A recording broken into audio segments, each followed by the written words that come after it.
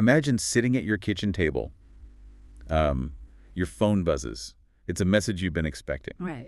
You pick the device up, hold it close to your face to read the screen, and in that exact fraction of a second moment, the device in your hands violently detonates. It is just a devastating, visceral image. Yeah. For 9-year-old Fatima, she was just trying to help her father. A pager sitting on a nearby table suddenly started beeping with an incoming alert.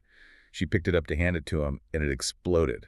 Yeah. She didn't survive. God, and the terrifying reality for the people of Lebanon was that Fatima's death wasn't some isolated anomaly. It wasn't a freak manufacturing defect. No, not at all. It was the opening sequence of a highly coordinated operation that completely shattered the public's psychological security. Exactly. The scale of the panic that followed it's almost hard to comprehend. We are talking about a scenario where the devices meant to keep you connected, the everyday items you rely on for work, family, survival, suddenly became lethal liabilities. Yeah, completely weaponized. Right. Across Lebanon, there were reports of people physically sprinting away from their own laptops and iPads. People were desperately ripping batteries out of their mobile phones and just hurling them into the streets. Which is completely understandable, honestly. Absolutely. I mean, picture the scene at the Beirut airport.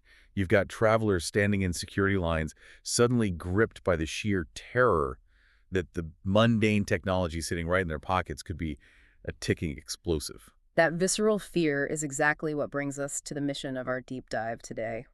We are unpacking what the world is looking at as a masterclass in modern sabotage. Yeah, we're exploring how Israel's elite unit 8200 took legacy, 1990s era technology and meticulously engineered it into a lethal weapon. What's fascinating here is how this operation represents a fundamental shift in modern warfare. It's no longer just about hacking data, it's about turning the global supply chain itself into a kinetic weapon. Right. So if you're an armed group engaged in a deadly modern conflict, and your cell phones are effectively painting targets on your commanders' backs, you are left with a massive operational crisis. Yeah, you have to communicate. Exactly. How do you communicate without a signal? Well, you go backward in time. But to truly understand why Hezbollah was relying on pagers in September 2024, we need to look at the pressure cooker of the region, starting in October 2023. Right. The broader context here is the two-front war. So on October 7th, Hamas launches a massive attack on Israel from the south. But the very next day, October 8th, the conflict expands. Hezbollah joins in. Yeah. Hezbollah, which is an Iranian-backed Shia group operating out of Lebanon, joins the fight.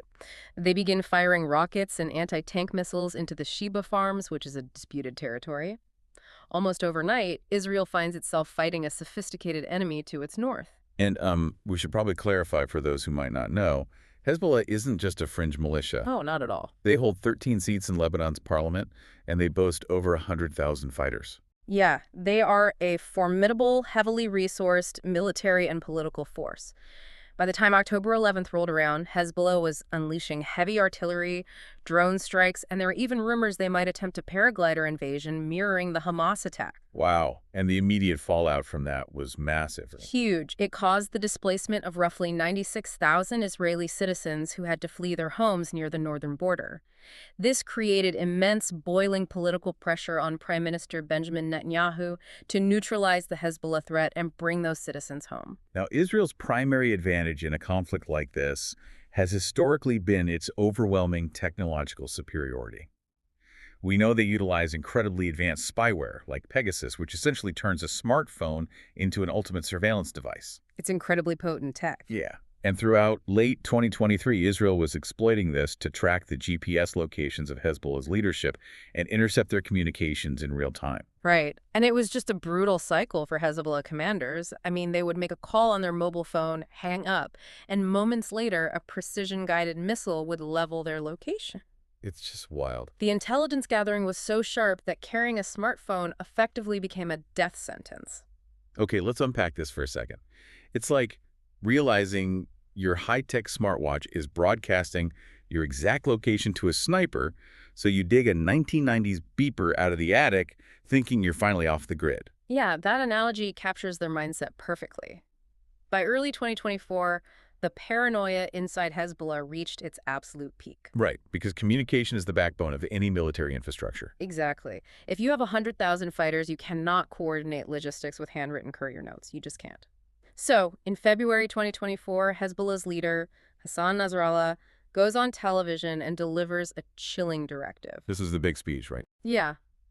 He tells his followers that the Israeli agent isn't a spy hiding in the shadows. The agent is the phone in their pocket. He orders a sweeping abandonment of mobile devices and mandates a pivot to the AR-924 pager. Okay, I get the desperation, but how does moving to a pager actually solve the tracking problem? Surely Israel could just track the pagers instead, right? Well, to become invisible to modern warfare, you have to abandon the modern internet. From a technical standpoint, Hezbollah's logic was actually quite sound.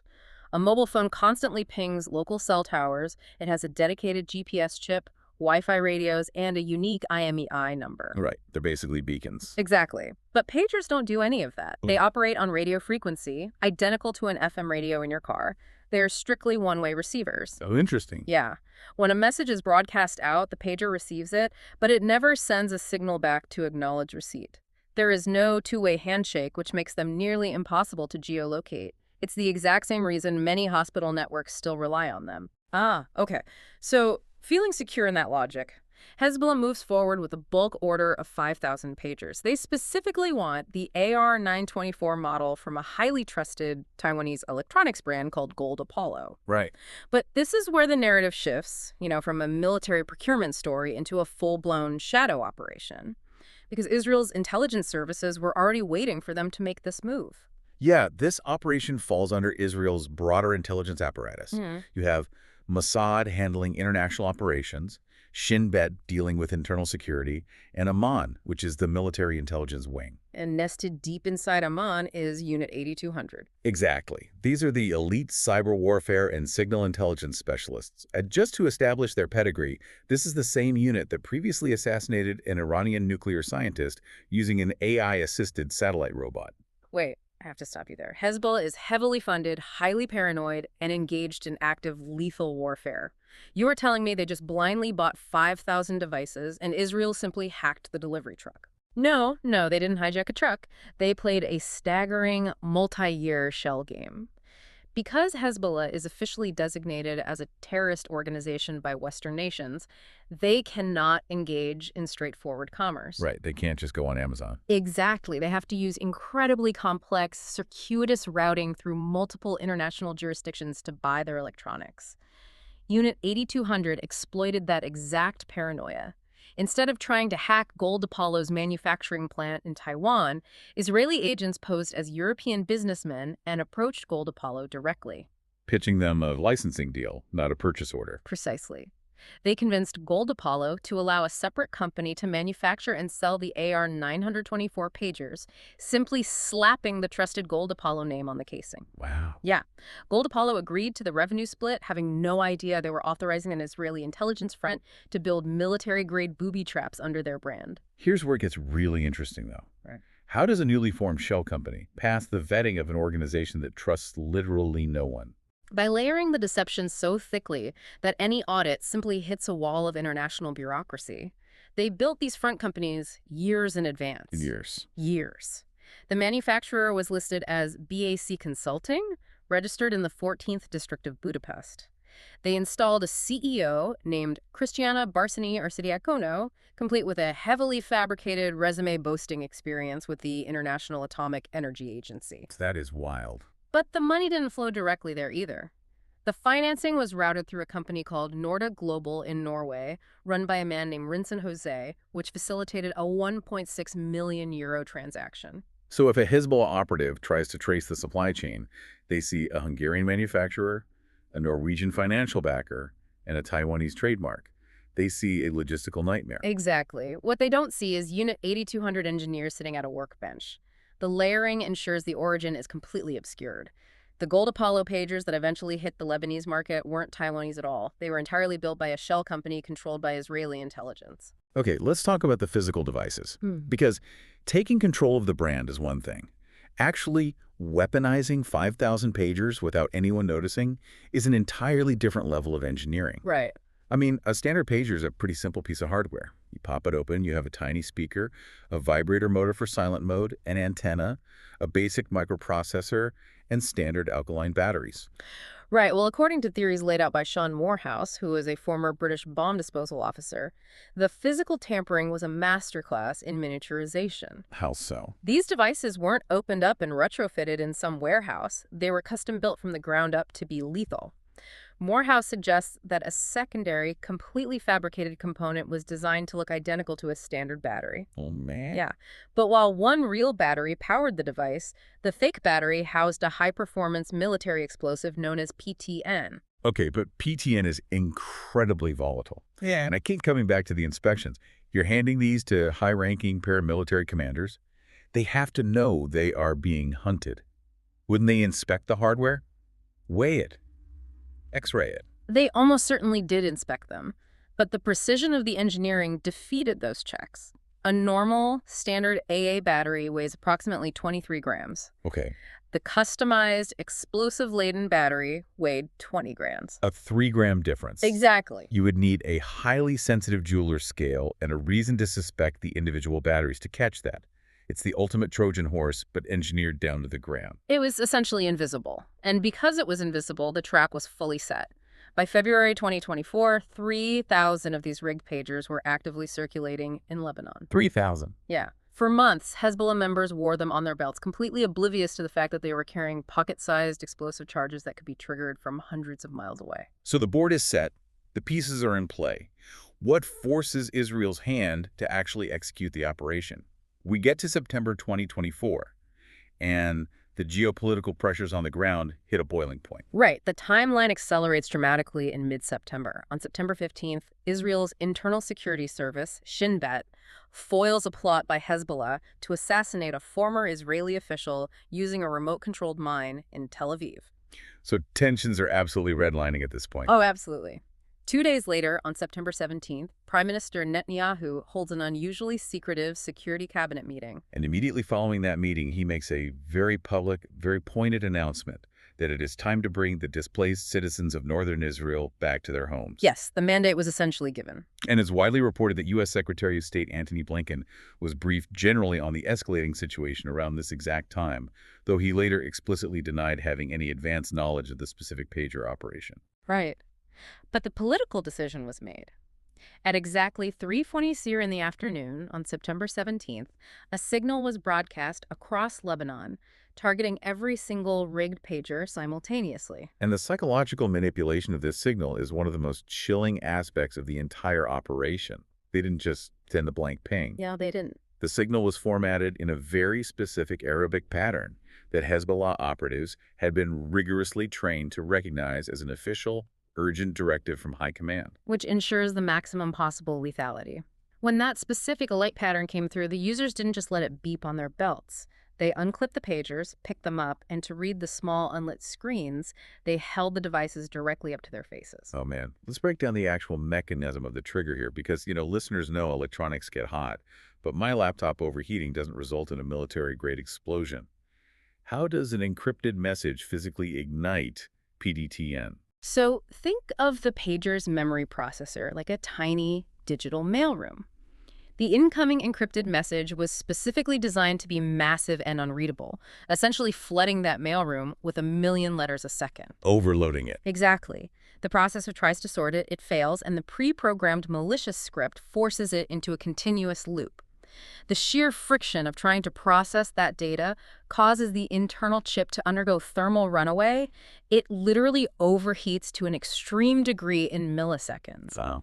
That intense, localized heat acts as the blasting cap, detonating the PPN inside the fake battery. And the carnage was instantaneous and horrific. In an instant, over 40 people were killed. Thousands more were injured.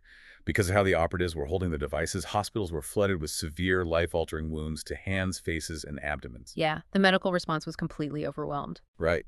The blasts didn't just happen in isolated military compounds either. They happened in civilian grocery stores, on crowded buses, and inside family homes. The sudden influx of trauma patients pushed Lebanon's entire medical system to the absolute brink of collapse. It was chaos. So what does this all mean? Because the terror didn't end on the 17th. The very next day, while families were attending funerals for the victims of the pager blasts, a secondary wave of explosions ripped through the country. Yes. This time, it was walkie-talkies detonating. And then reports started flooding in of solar panels and other electronics exploding. Does this mean the intelligence community hasn't just been targeting pagers, but has been actively salting the global electronic supply chain for years? Well, the presence of the walkie-talkies proves definitively that this was not a single, isolated supply chain intercept. It points to a massive, sprawling shadow operation. The walkie-talkies that exploded were branded by a Japanese company called ICOM. Right, and they hadn't made those in a while. Yep, exactly. When the news broke, ICOM released a statement clarifying that they had ceased manufacturing that specific model of walkie-talkie back in 2014. A decade ago. Meaning these supply chain vulnerabilities, these poisoned logistical routes, have potentially been lying dormant for 10 years, just waiting for the right moment to be activated. It implies a web of compromised technology that is far larger than anyone realized. The geopolitical fallout from this multi-day attack has been monumental.